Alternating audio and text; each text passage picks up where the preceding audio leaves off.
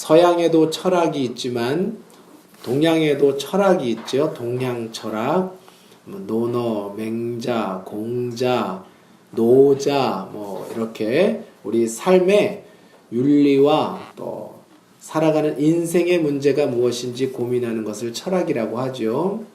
그 철학 사상 중에 관자라고 있어요. 관자 들어보신 분, 노자는 들으셔도, 노자또는 들어보셨어도 관자는 처음 들으셨죠? 이 관자가 누구냐면 우리가 그 관포지교라고 우리 중학교쯤 되면 아마 이 한자를 배울 거예요. 관포, 관중과 포숙이라는 두 친구가 얼마나 우정이 깊었든지 이제 그런 교제를 말하는 관포지교라는 말이 있죠.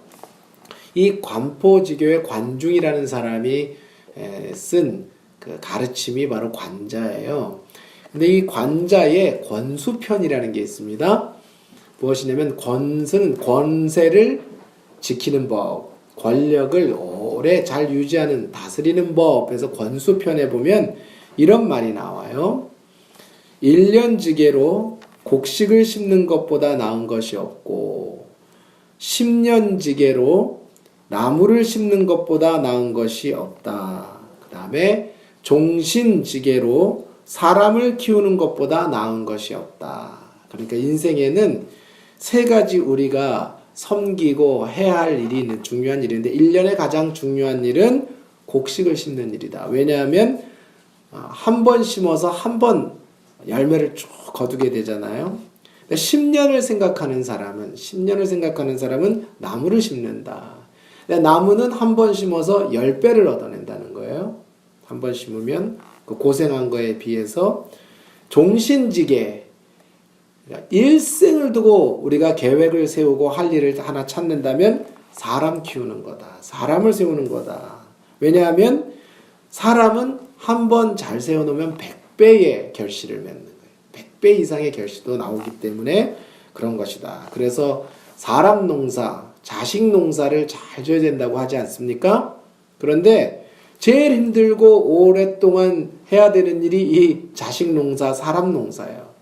사람 농사만큼 힘든 것이 없어요. 사람 키운 거, 나무 키우는 건 일도 아니에요. 그렇죠? 그러나 가장 위대하고 인생에 보람 있는 일이라고 하면 이 종신지게, 일생 동안 가장 큰 일이 사람을 키우는 거, 자녀 잘 키우는 거. 자녀 다음 세대 잘 키우는 거. 이거라고 말합니다. 그러니까 이 너무나 유명한 말인데 이게 이제 관자의 가르침인데 공자가 하도 논어에서 이걸 잘 인용을 해가지고 공자님의 가르침으로 알고 있지만 원래는 관자의 가르침이에요. 동서고금을 막론하고 강조하고 또 강조해야 될 게 뭐냐, 우리가 할 일이 뭐냐, 그러니까 사람을 세우는 거, 인재를 만드는 거죠. 그래서 인사가 만사다 그러잖아요. 세상의 모든 기업이든 뭐든 이 중요한 게 인사가 만사다. 사람을 한번 잘 세우는 게 너무너무 중요하다.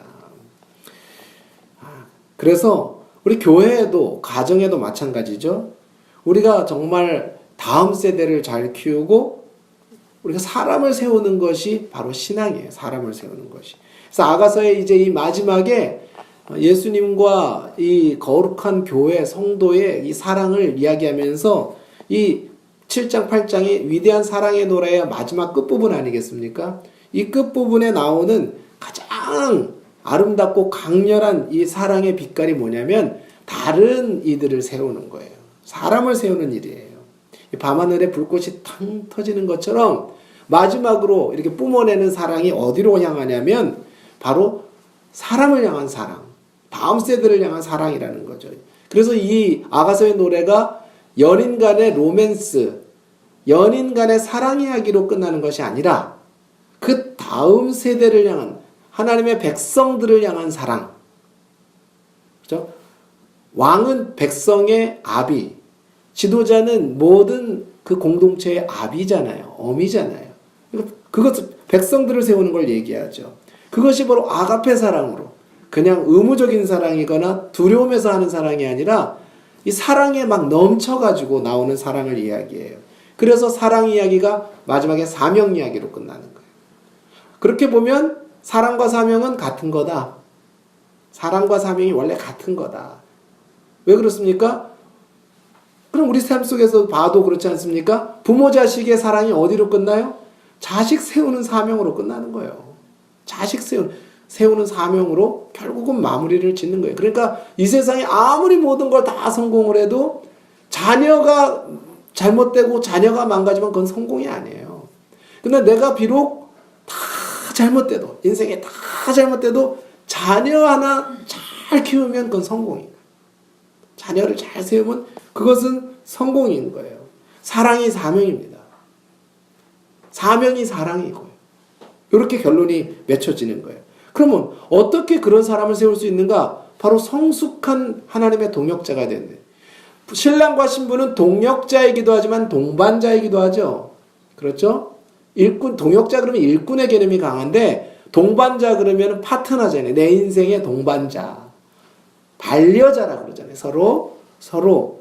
그래서 그 의미가 더 강한 거예요. 하나님과 우리, 교회와 예수 그리스도는 동반, 영원한 동행자예요. 동행자로 가는 거예요. 같은 생각을 품어야 되고 예수님과 같은 사명으로 살아야 하는 것이죠. 그러려면 성숙해야 된다는 거죠. 이렇게 사람을 세우고 또 하나님의 백성을 아름답게 하기 위해서는 성숙해야 돼요. 내가 성숙해야 성숙한 사람을 키워낼 수 있는 거예요. 그래서 오늘 주님은 사람을 성숙하게 세우는 것을 말씀하시죠. 그 사람을 성숙한 동반자가 어떤 특징을 지니고 있느냐? 첫 번째가 무엇이냐면 즉각적인 순종이에요. 예수님과 교회, 예수님과 거룩한 신자의 첫 번째인 성숙한 동역자의 특징, 그러면 즉각적인 순종이에요. 사랑에 의한 순종. 두려움에 의한 순종이 있고 의무감에 의한 순종이 있는데 사랑에 의한 순종이 가장, 부부관계, 자녀관계, 사랑에 의한 순종이 가장 위대한 거죠. 그래서 지난번에 조금 시간이 돼서 잊어버리실지 모르지만 아가서 지난번에 보면은 9절 말씀을 보면은 내 입은 좋은 포도주 같을 것이니라. 이 포도주는 내 사랑하는 자를 위하여 미끄럽게 흘러내린다. 이게 바로 즉각적인 순종. 미끄럽게 흘러내린다. 그래서 우리가 그때 한번 했었죠. 포도주가 미끄럽게 흘러내립니다. 기억나세요?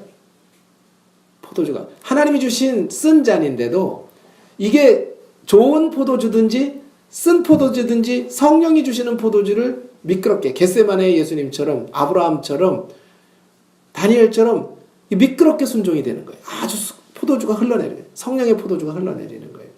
이 즉각적인 순종이 첫 번째, 고난의 잔도 주님 앞에서 담대히 마실 수 있는. 두 번째는 무엇이냐면 오늘 말씀 본문이에요. 권능을 위한 중보기도예요. 성숙한 하나님의 동역자는 기도의 사람이라는 거예요. 반드시 기도의 사람인데, 그런데 그 기도가 맨날 나를 위한 기도가 아니고 중보기도, 다른 이들을 위한 기도가 더 많은 거예요. 바울도 그랬죠. 예수님도 그랬죠. 그러니까 사람이 성숙하면, 성령이 충만하면 중보기도의 사람이 되는 거예요. 중보기도의 사람. 왜냐면 그 사랑이 흘러나오니까. 우리 자식을 위한 기도 다 하잖아요. 자식 기도는 시키지 않아도 금식해가면서 하잖아요. 사랑하면. 근데 내 자식이 아니라 영적인 자녀들을 위해서도 그렇게 기도가 되는 거죠. 우리 교회 기도가 넘치기 바랍니다. 기도가 살아야 돼. 그래서 오늘 이번 주 금요일에는 무조건 기도해다. 우리 부부셀 모임 무조건 기도해야 한다. 그리고 다음부터는 우리 목요일부터 이제 하반기 조금 언제부터 시작해야 될지 모르지만 우리 이제 목요 기도회를 만들려고 그래요. 목요일 날은 우리 기도하는 날. 온 성도들이 자유롭게 나와서 기도하는 날. 기도하는 교회가 특별히 중보 기도하는. 우리가 기도가 능력인 것은 아는데 잘 안 돼요. 오늘 말씀 볼까요? 11절 다 같이. 내 사랑하는 자야, 우리가 함께 들로 가서 동네에 유숙하자. 우리가 일찍 일어나서 포도원으로 가서 우미 돋았는지 꽃술이 퍼졌는지 석류꽃이 피었는지 보자. 거기에서 내가 내 사랑을 내게 주리라. 여기 보면 오늘 본문에 보면 우리가라는 말이 4번 반복돼요. 2절에 우리가 함께, 이제 기도도 함께, 주님과 함께하는, 성령님과 하는 기도죠. 그리고 오늘 본문에 특징이 있죠. 들로 가자. 아니 갑자기 이제 왕궁에서 결혼식이 앞뒀는데 뭘 들로 갈 일이 있겠어요. 지금 들로산으로 갈 일. 그리고 동네에서 유적하자. 포도원으로 가서 어떻게 하자고요? 포도 um이 돋았는지 꽃술이 퍼졌는지 석류꽃이 피었는지. 그런데 그곳에서 거기에서 마지막에 거기에서 내 사랑을 더욱 많이 주리라. 이게 무슨 말이냐? 비유인데 이 하나님이 우리가 원하는 장소가 들과 동네에 있는 어린 아직 포도 um도 않고 꽃도 피지 않은 이런 어린 새싹들을 향한 마음이 있다면 이게 뭐냐면 연약한 사람들을 위한 중보기도를 말하는 거예요. 들은 예수님이 40일 동안 광야에서 금식기도한 다음에 사역을 시작하시잖아요. 들은 기도의 장소예요. 기도의 장소. 광야는 기도의 장소예요. 또 여기서 나오는 동네라는 말은 무엇입니까? 여기 동네라는 단어는 아주 작은 동네를 만. 아니 왕하고 왕비가 무슨 작은 동네에 갈 일이 있어요. 작은 동네에. 예루살렘에 그냥 이렇게 허이 허이 그러면서 비켜거라 이렇게 하는 거지 무슨 작은 동네로 가겠어요. 여기서 말하는 작은 동네는 아주 작은 동네는 하나의 작은 교회를 말하는 거예요. 작은 교회. 포도원도 마찬가지예요. 그 작은 동네에 있는 작은 포도원에 이제 꽃도 피지 않은 um이 솟는 이런 아주 연약한 포도나무들. 거기에 관심이 있다는 거예요. 왜 그렇습니까? 작은 동네도 왕의 기업이잖아요. 예루살렘만 왕의 기업입니까? 나사렛도 왕의 기업이지. 그러니까 내 백성인 거예요. 백성이 잘난 백성, 못난 백성이 아니라 내가 작은 자라도 왕은 그 작은 자에 관심이 있는 거예요. 그러니까 이것을 말하는 게 뭐냐면 그 작은 자들을 위한 기도와 섬김을 말하는 거예요. 기도. 섬김 중에 최고의 섬김은 사실 기도의 섬김 아니겠어요? 기도의 섬김이에요. 하나님이 함께 하시는 것이죠. 나중에 우리의 모든 기업은 성도예요. 우리가 섬긴 사람들이 하늘나라에 가면은 다 우리의 면류관이에요. 우리의 면류관. 내 사랑하는 면류관인 나의 자녀들아 그랬잖아요. 뭐 금은 보석 하나님의 상급을 받는 게 그들이 다 상급. 우리 세워진 세대들이 상급이에요. 그런데 그 왕이 어디에 관심이 있습니까? 나사렛과 베들레헴 같은 데에 관심이 있다는 말이에요. 진짜는. 작은 곳, 소외된 곳을 돌아보는 게 성숙한 사람이죠. 성숙한 사랑은 자랑하는 사랑이거나 뭐 뽐내는 사랑이거나 대단한 뭐 뭔가를 이루려고 하는 사랑이기보다 아주 작은 소외된 곳을 향한 마음이 성숙한 사랑, 아가페란 말이에요. 그게 아가페란 말이에요. 그게 하나님의 사랑이에요. 진정한 왕은 어린 백성들에게 마음이 있는 것이잖아요. 오늘 새벽 큐티를 보니까 오늘 새벽에 누가복음 2장 말씀이었잖아요. 그 중에 이 말씀이 눈에 들어왔어요. 너희가 가서 강보에 쌓여 구유에 뉘어 있는 아기를 보리니 이것이 너희에게 표적이니라. 왜 하필이면 예수님이 베들레헴 말구유에 나왔고 왜 목자들과 동방박사들에게 구유에 나신 예수 그리스도가 표적이 됐을까? 이것이 바로 큐티하는 재미잖아요. 깨닫는. 하나님 왜 구유죠? 이거 우리에게 무슨 의미가 있는 거죠? 뭐 예수님이 다른 사람보다 좀 특이하게 태어나야 되니까 그런 겁니까? 특이하게 태어나야 되니까? 그 마음이 아니에요. 여긴 굉장한 비유가 있는 거예요. 하나님께서 하늘 영광을 버리시고 그 지존자께서 냄새나고 더럽고 그런 마국간에 와가지고 겨우 말밥통 위에 누워 앉아있는 게 뭐냐면 주님이 하늘 영광 버리시고 이 땅에 오신 게 바로 그거란 말이에요. 하나님이 뭐하러 이 세상에 작은 아기로 태어나서 이 인생이 되셨겠어요. 우리 죄 많은 우리 인생 가운데 성령님이 와 계시겠어요. 우리가 봐도 우리 안에 얼마나 누추하고 더러워요. 내 마음 나도 모르잖아요. 우리가 하나님 앞에 가만히 보면 얼마나 우리가 누추하고 더러운 인생인지 몰라. 하나님의 은혜가 없으면, 십자가의 은혜가 없으면. 그 누추하고 더러운 인생의 심령에 성령이 왜 와요? 그 지존자께서 하늘의 영광의 하나님께서 왜 우리 이 땅에 이 더러운 세상 속에 오시냔 말이에요. 그게 바로 마국간에 오신 예수 그리스도가 비유적인 거예요. 하나님의 영광이 이 땅에 어떻게 오셨나? 예수님이 어떻게 오셨나? 그런데 이 땅에는 예수님을 모실 장소조차 없단 말이에요. 이 땅이 하나님의 땅이고 하나님의 백성이고 그런데 머리 둘 곳이 없으셨어요. 이 세상에. 하나님이 와도 지존자가 와도 창조주가 와도 그를 반길 사람이 없을 정도로 세상이 자기 세상에 바빠. 자기 일에 바쁜 세상이에요. 다 자기 유익에 바쁜 사랑이고 이기적인 사랑에 바빠요. 하나님의 사랑이 머물 곳이 없었던 거예요. 그 시대, 어두운 시대 가운데. 유대교가 아무리 종교적으로 커졌어도, 아무리 그렇게 종교 행위가 컸어도 그 안에 주님 모실 곳이 없었다니까요. 구유 같은 우리 가운데 오신 것을 말하지 않습니까? 예수님이 바로 이 가장 비천한 우리에게 관심을 가지셨어요. 비천한 우리에게. 이것이 하나님의 겸손이고 하나님의 사랑이에요. 예수님의 겸손이고 예수님의 진짜 사랑이란 말이죠. 그럼 우리가 예수님을 본받으면 사실은 낮고 천한 데 자꾸 관심을 가져요. 소외된 곳에 관심을 가져요. 이 성숙한 사랑, 가난한 자를 위한 중보기도. 오늘 기도가 많아져야 되는데 기도가 없어지는 이유가 이게 영적인 전쟁이에요. 기도 못하게 합니다. 기도 못하게. 사단은 기도하는 자를 제일 무서우니까. 기도하는 것이 제일 무서우니까. 기도하는 교회 못 만들게 만들려고 난리칩니다. 교회가 기도하는 교회를 만들려고 그러잖아요. 전쟁이 장난이 아니에요. 자는 성도들 안 건드려요. 깨어있는 성도를 건드리지. 영적 전쟁을 하게 만드는 것이죠. 그래서 우리가 이 기도하는 교회, 기도하는 성도의 문화를 만들어야 될 줄 믿습니다. 아멘. 근데 그 기도가 하나님과 우리 사이에 정말 성숙한, 마지막에 이제 나오는 얘기지만요. 참사랑, 하나님의 사랑은 성부, 성자, 성령이 함께 흘러넘치는 사랑이었죠. 성부와 성자, 성령 사이에는 얼마나 사랑이 흘러넘치나요? 자, 근데 그 큰 사랑이 어디로 향하죠? 성부, 성자, 성령의 사랑이 어디를 향해요? 이 땅, 비천한 땅을 향한다. 그 사랑이 흘러넘쳐서 소외된 곳으로 가요. 그 성부, 성자, 성령의 사랑이 막 흘러넘어서 누구에게 넘치죠? 죄인에게. 잃어버린 양에게. 죄인에게 넘치는 거예요. 이게 사랑의 본질인 거예요. 그래서 아가서의 끝이 그렇게 끝나는 거예요. 사랑이 사명으로 변하는 거예요. 사랑이. 연약한 자들에 대한 기도와 순종으로 주님과 함께 나아가는 거예요. 연약한 사람들 섬기기 힘들어요. 나에게 잘해주고 내가 한 번 사주면 나 한 번 사주는 사람은 쉽죠.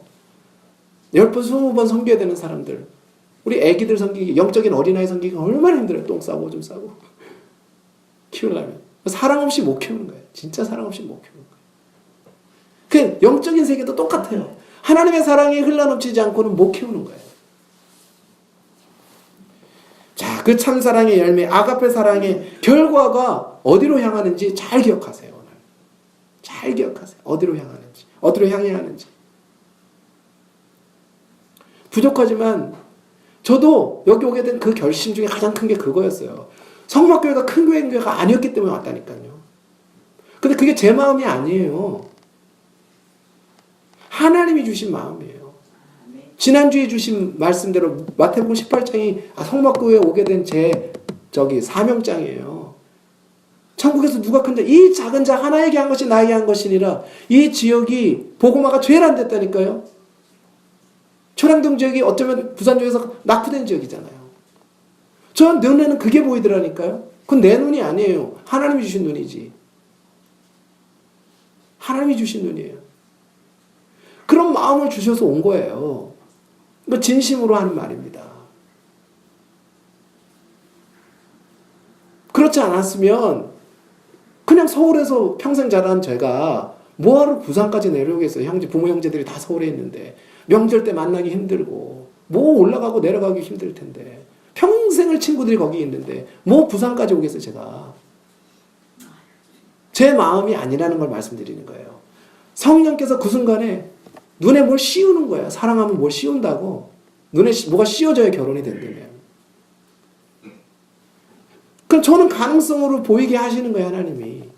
이 땅의 가능성. 전도할 곳이 셌구나. 이제 우리가 전도 나가야 되겠습니다. 아멘. 진심으로.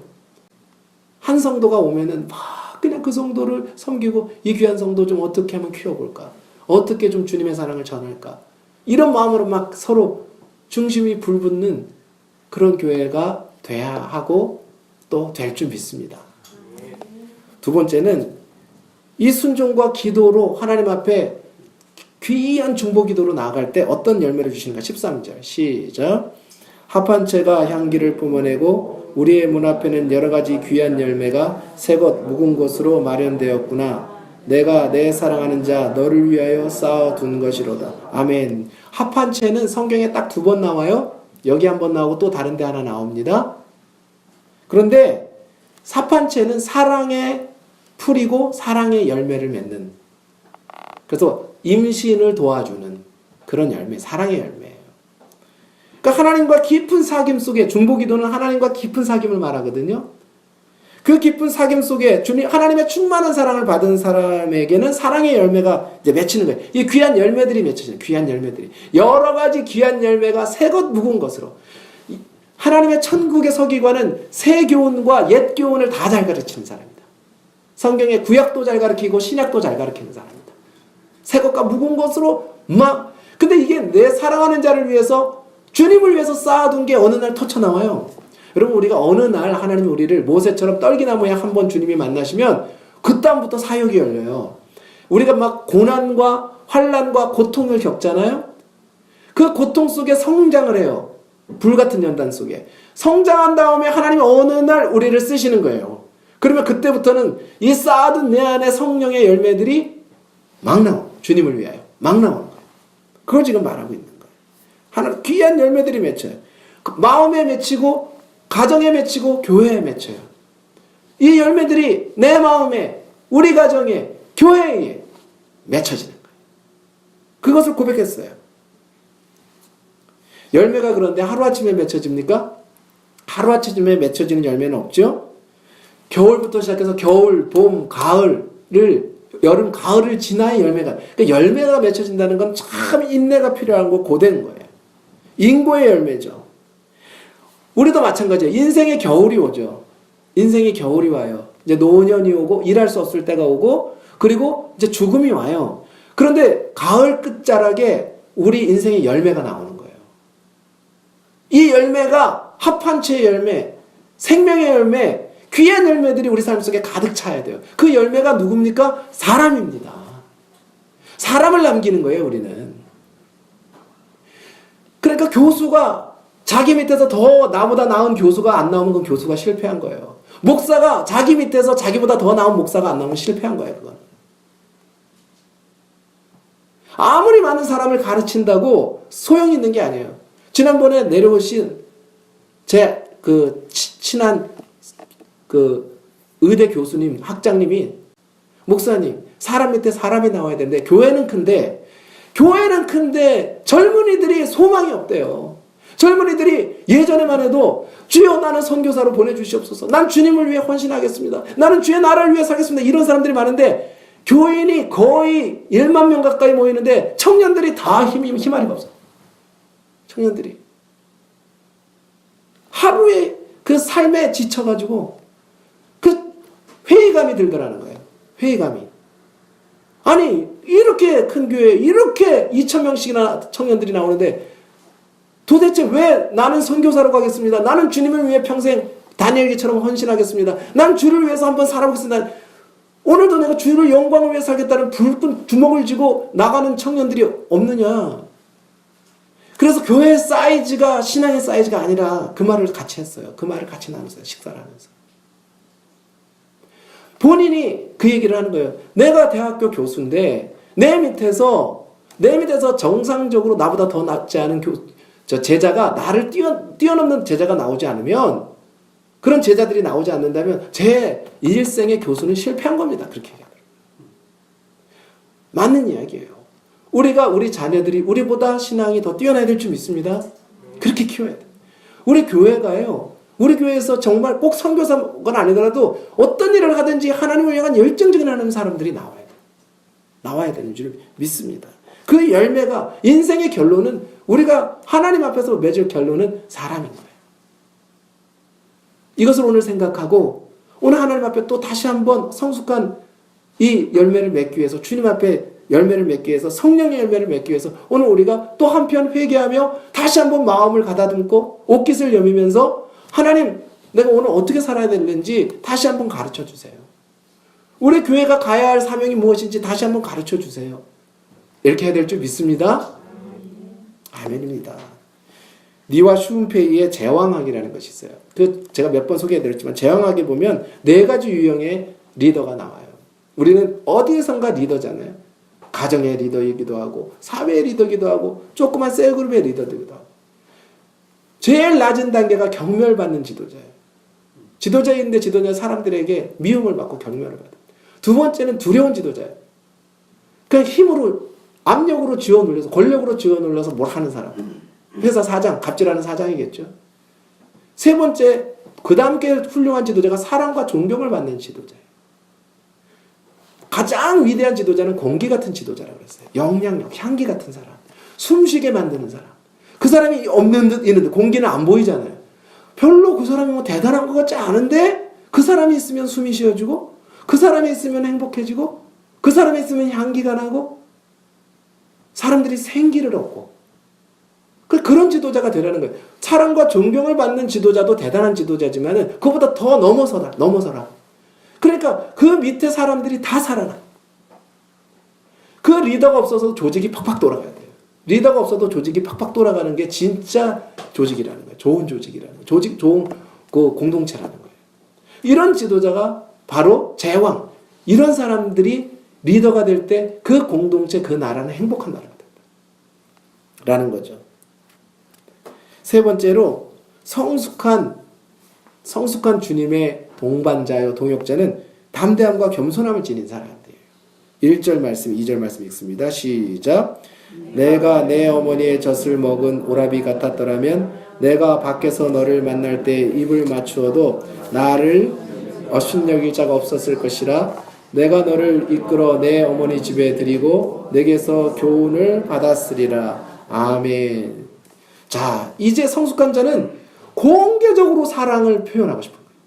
사람이 너무 사랑하면 만약에 내 사랑하는 자가 왕자님이거나 재벌의 2세였다.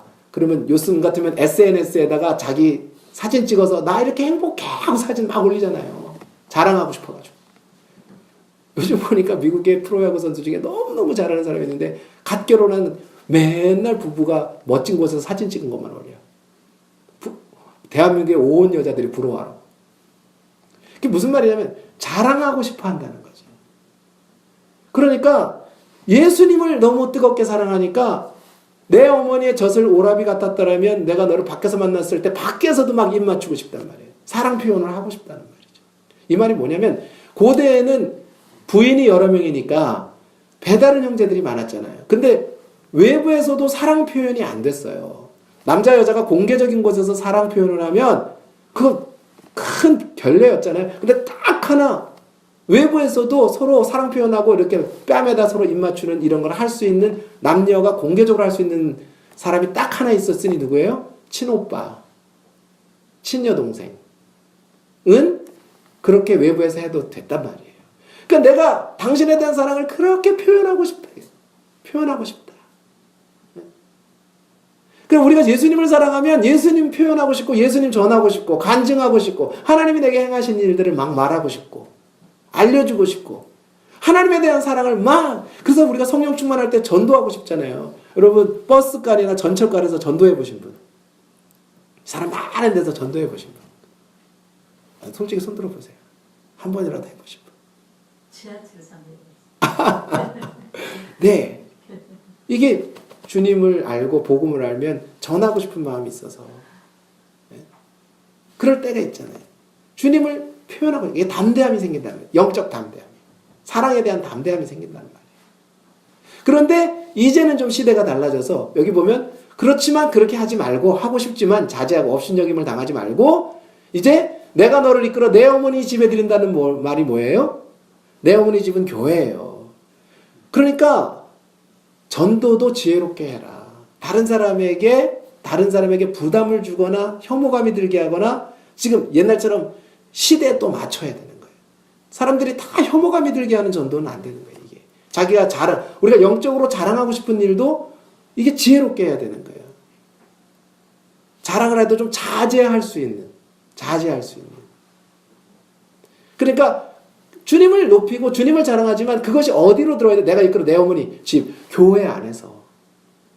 그러니까 결국은 뭐냐면 외부에도 막 온 세상에 전하리 주의 사랑을 이렇게 하고 싶은데 그것이 지혜롭게 할 뿐만 아니라 절제될 뿐만 아니라 그러나 진짜 우리에게 그것을 표현할 곳은 어디예요? 내 어머니 집, 교회란 말이죠.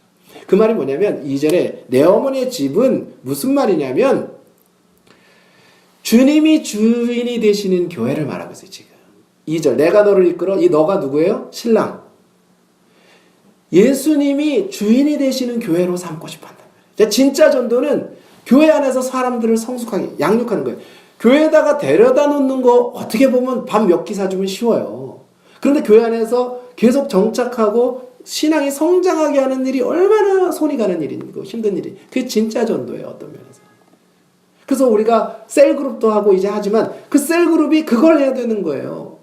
새로운 사람이 왔을 때 그 셀그룹에 적응하고 그 사랑에 녹도록, 녹아서 오도록. 왜냐하면 여기 자기 혼자 와서 말할 사람도 없고, 교회가요 자기 말할 사람 친구 2명만 있어도 안 떠난대요. 내가 말을 마음껏 솔직히 할 수 있는 친구 2명만 있어도 교회를 떠나지 않는다는 거예요.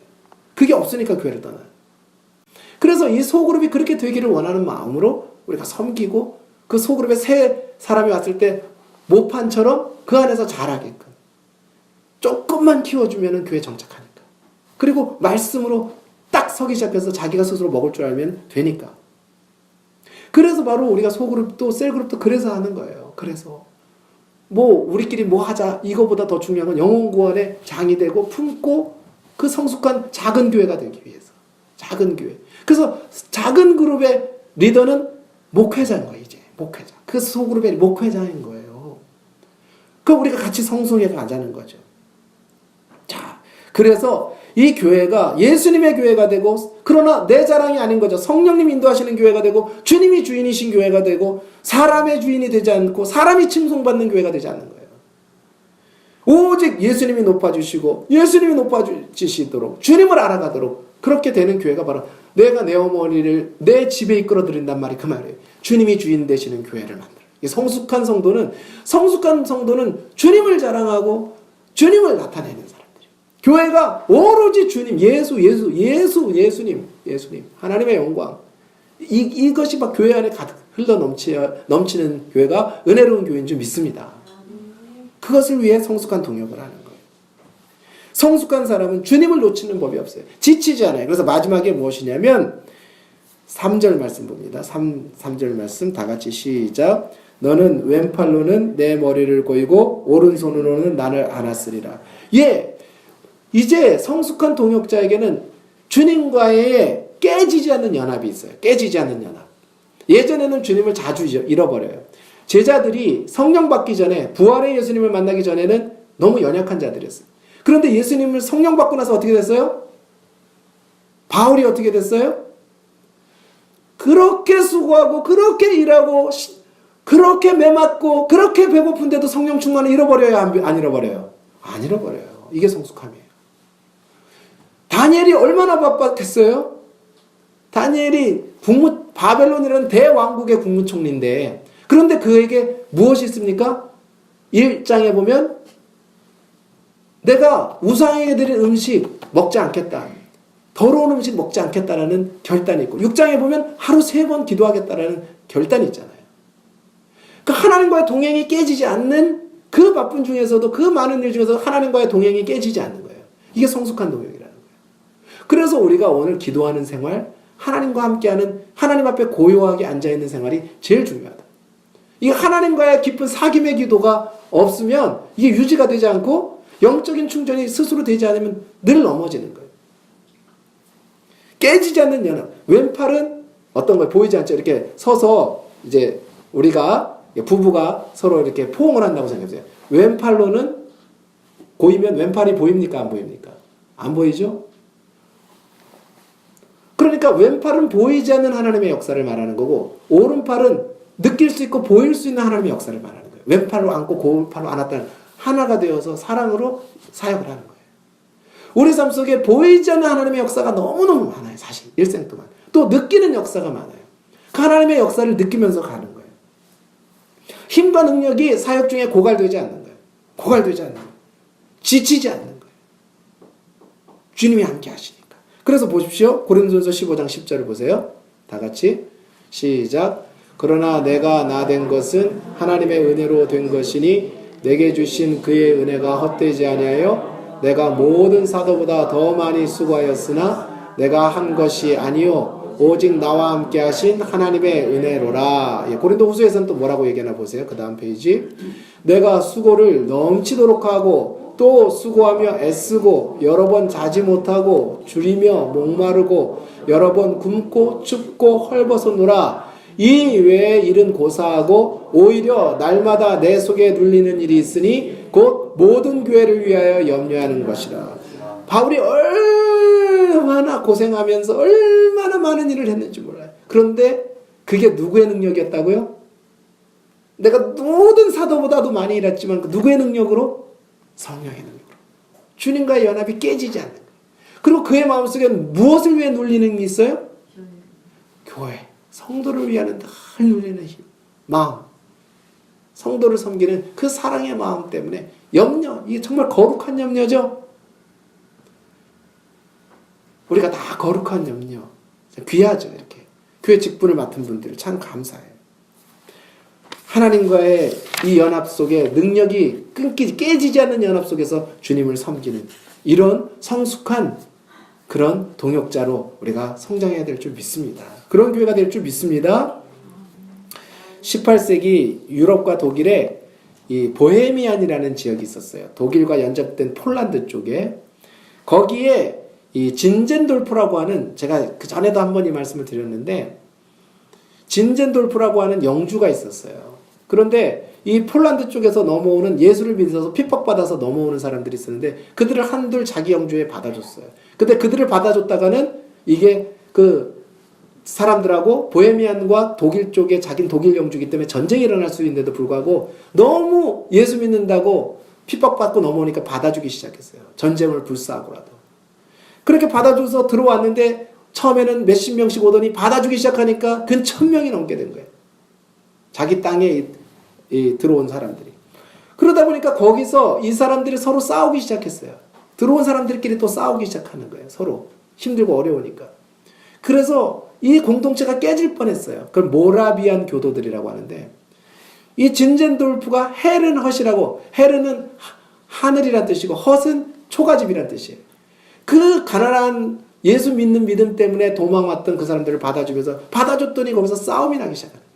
분열이 나오죠. 근데 그 곳에서 성령님이 기적적으로 이 마지막에 막 대충돌이 일어날 뻔했는데 기적적으로 회개운동이 일어났어요. 그거 하나님이 하신 일이에요. 회개운동이 일어나기 시작해서 성령이 막 거기 임하기 시작했어요. 그래 이곳에 막 성령 충만이 일어나기 시작했는데 거기서부터 모라비안 교도들이라는 게 생겨나요. 근데 이 사람들은 어느 정도였냐면 지금부터 200년 전의 사람이잖아요. 250년 전의 사람들이잖아요. 그런데 이 사람들이 거기서부터 근 100년 동안 밤에 릴레이 기도를 했어요. 24시간 끊이지 않는 기도, 성전에서. 성령 충만히 임하고 나서. 24시간 끊이지 않는 기도를 100년을 했다니까요. 교인들이 돌아가면서. 밤새워까지도. 그렇게 성령 충만했는데 아무도 선교사를 파송하지 않을 때 이 4,500명 되는 공동체에서요, 선교사를 지금부터 250년 전에 몇 명 파송한 줄 아세요? 200명 넘게 파송했어요. 이게 한 단위고, 근데 이들이 어디로 갔냐면, 무슨 대단한 곳에 간 게 아니라 아프리카, 시베리아, 남들이 안 가는 곳. 성경적으로 두 사람씩 이렇게 선교를 갔어요. 두 사람. 자식들을 다 선교사로 내보냈어요. 부모들이 얼마나 성령 충만했든지 다 복음 전하라고, 온 세계에 복음 전하라고. 그렇게 두 명 나간 사람이 200명이 넘었단 말이에요. 250년 전에. 그런데 심지어는, 그러니까 한 번 가면 돌아올 수 없는 곳. 심지어는 노예들에게 전도하기 위해서 어떤 청년은 자신을 노예로 팔았어요. 2명이. 그래서 노예선을 타는 거예요. 왜? 노예들에게 전도하려면 내가 노예가 돼야 되니까. 그 부모가 그 기록을 보면 부모가 한국까지 쫓아나오는 거예요. 너 다른 건 다 좋겠는데 왜 노예선만은 피하면 안 되겠니? 너 선교사 가는 건 나 좋아.